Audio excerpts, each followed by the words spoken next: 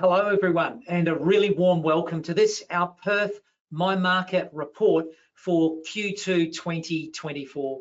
Now at Ironfish, we've built up a reputation over the past 18 years for being the borderless property investment experts across the major capital cities around Australia, including Perth. And it's a great pleasure to be able to present to you some of this research that our research team has put together about the market, so you in a very succinct way can understand what's actually happening in this market. And we're going to cover data and insights on things like the economy, supply and demand, the rental market, capital growth outlook for 2024, plus I'll even throw in a 2024 market talking point. So let's get into it. Let's talk about all things related to the Perth market. Here we are in Q2 2024. Now, the best place to start in a city market is the economy, which is the lifeblood, if you like. It's the flow of money in and around that particular economy, and that is either a good thing or a bad thing for property. And as we can see here, when you're looking for a scorecard, the CommBank State of the States report is given WA the number one scorecard. Look at that, number one for population growth, 3.3%, insanely high number. Number one for the fastest annual growth in home prices.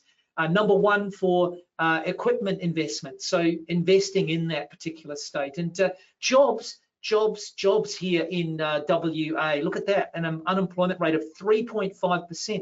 The 10-year average is 5.3 and it's 3.5.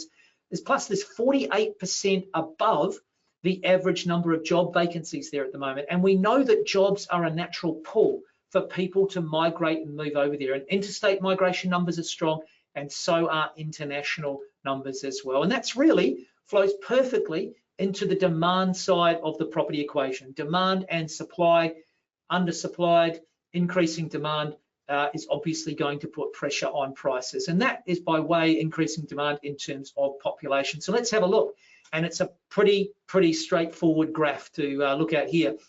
Pre-COVID, 36,000 people were moving to WA, whether it's interstate or from overseas.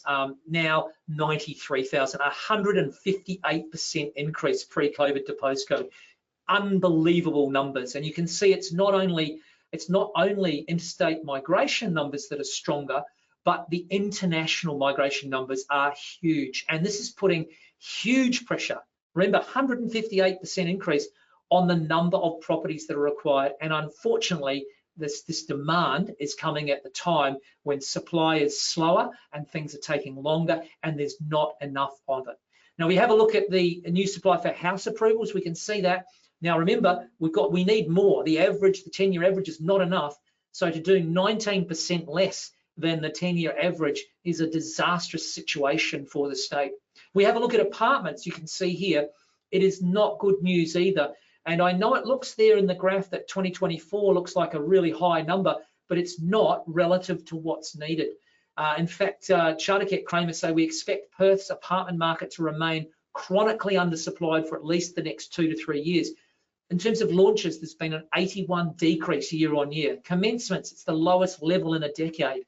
And whilst there are a few more completions this year, a lot of these are owner-occupier type product. It's not necessarily going to help the rental market. It's certainly not going to help the affordable market in relation to apartments. Now, our team did a little bit of analysis looking at the average completions over the last couple of years and how many dwellings might be required.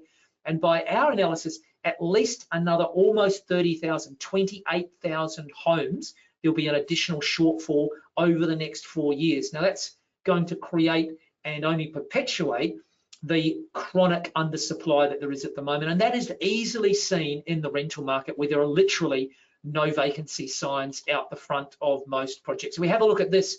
We've got the tightest market in Australia. 3% at the top of the page there on the left, that is a balanced market. 3% of properties vacant at any one time. So in other words, properties are moving around the market. It's literally been lying on the floor ever since COVID started. 0.5%, it virtually means there's nothing, and that flows into rents increasing and a terrible situation for tenants. Great for landlords because they keep raising their rents, but it's a terrible situation for tenants. Look at that, 17% rental growth into March 24 and 15% for apartments, and those yields are extremely high. Now, admittedly, they were coming off lower yields, so investors had been doing it tough for a while. But the reality, guys, is that even with these extraordinary numbers, we can't see anything except rents going up and prices going up here. And that's really the next part to talk about in the puzzle, capital growth and what's happening. It's still really the most affordable of the major cities here. It's unbelievable, but 735,000 median house price, 495,000 for units. But look at that, almost 20% growth over the 12 months to March 23. And if Oxford Economics' latest predictions on growth is true, they're predicting another 30% growth, capital growth, over the next 3 years for Perth, which would take Perth's price over the $1 million mark and unit, the median house price, over $640,000. And if that's true, it's certainly going to be interesting. And that's without even taking into account the demand accelerator that is coming. We know it's coming, and that's interest rate cuts. The only question really is, when are they coming? When are they going to come? But there's, CBA thinks it's 6. ANZ thinks it's 3 cuts. Westpac and NAB think there's 5 cuts.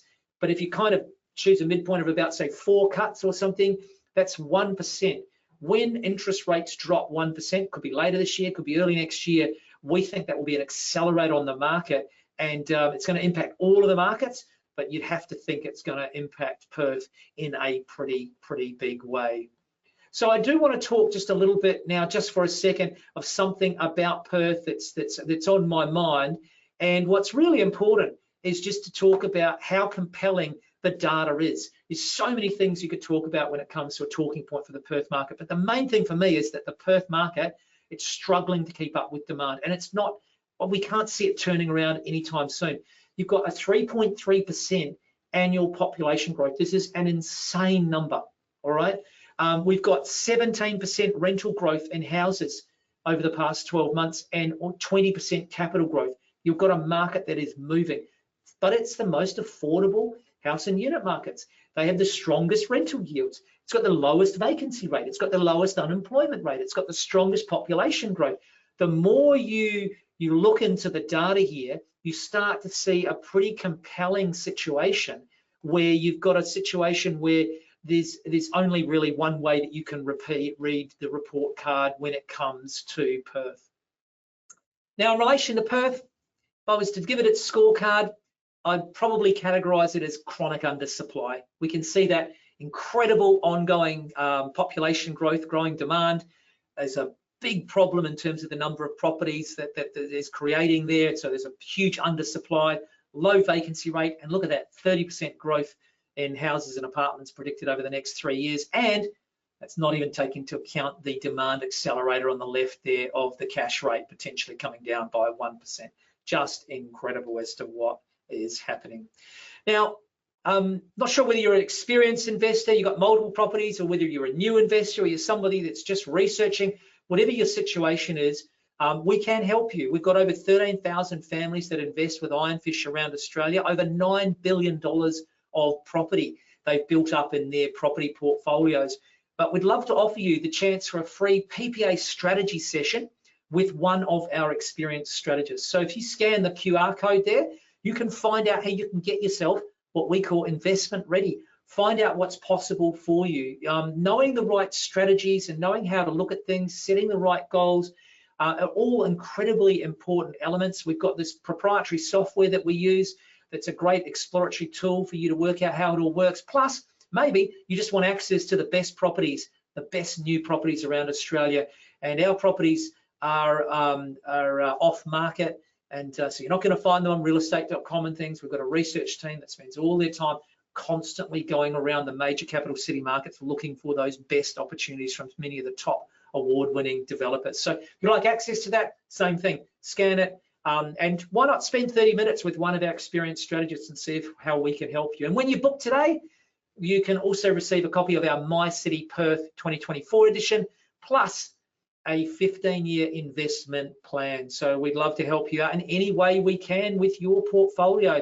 So thank you very much. I hope this was helpful for you, and we wish you every success with your investing journey in 2024.